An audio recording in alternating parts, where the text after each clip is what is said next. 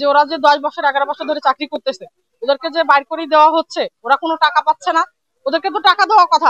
আমরা জানি যে 11 বছর যখন হয় বা 10 বছর হয়, যদি কোনো ওয়ার্কার বাইর করে দেওয়া হয়, তাহলে তাদেরকে বেসিকটা দেওয়া হয়, লিয়াপের যে টাকাটা আছে ওরা দেওয়া হয়। কিন্তু ওদেরকে কোনো টাকা দেওয়া হয়নি, লিয়াপের কোনো টাকা দেয়নি। এই জন্য ওরা আন্দোলনটা শুরু করছে আর কি। আর অনেকগুলো দাবি আছে, বিনা কারণে মানুষের কোনো অপরাধ নাই, হাঁকো আন্দাজি বার করে দিয়েছে। এই কারণে আর কি ওরা আন্দোলনটা করছে। আমি আর কি যেটা শুনছি, আমি ওদের কোম্পানি চাকরি করি না, জানি না, ওরা কোনো ক্ষতি করেন সেনাবাহিনী। আমি চাই যে একটা ওয়ার্কার যখন বাইর করে দিবে, আমি 10 বছর ধরে চাকরি করি, আমাকে যদি এখন বাইর করে দেয়, আমার কি আমি যে টাকা পাবো না? হ্যাঁ, আমি কি এটা ন্যায্য অধিকার নাই আমার? আমি যে এতদিন থেকে কোম্পানিতে শ্রমটা দিতেছি, আমার কোনো ন্যায্য অধিকার নাই? আমি কি এই দাবিটা নিয়ে ওদের সামনে যা দাঁড়াইতে পারবো না?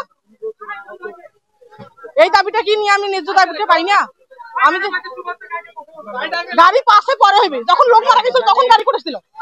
হ্যাঁ, তখন লোক করেছিল, গাড়ি করেছিল। যখন লোক মারা গেছিল তখন লোক করেছিল, তখন আপনাদের গাড়ি করেছিল, তখন গাড়ি করেছিল। এখন আমি এইটাই আমার একান্ত দাবি যে সেনাবাহিনী যে পাবলিক যে